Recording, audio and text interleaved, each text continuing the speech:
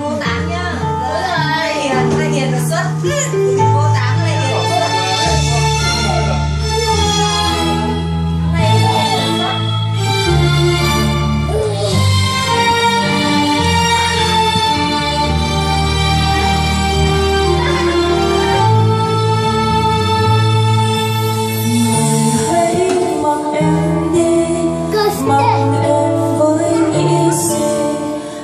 Cái kìa xử lý em mất rồi,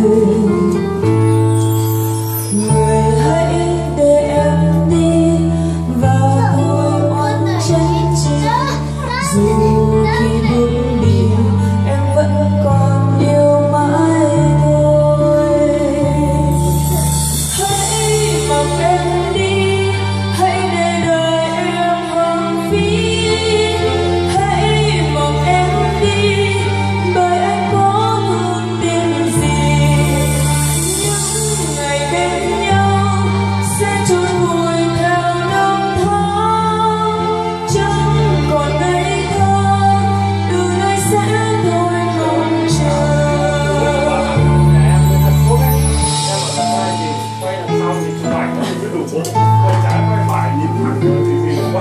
Sợ lái sửa rồi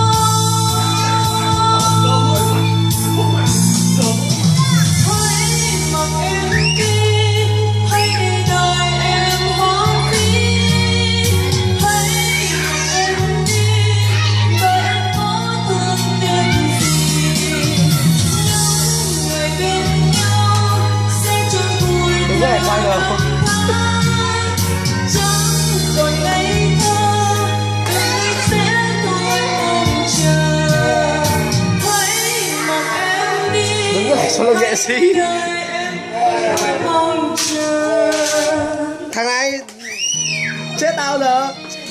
Ngồi nhiễu, ngồi nhiễu, ngồi nhiễu, ngồi nhiễu.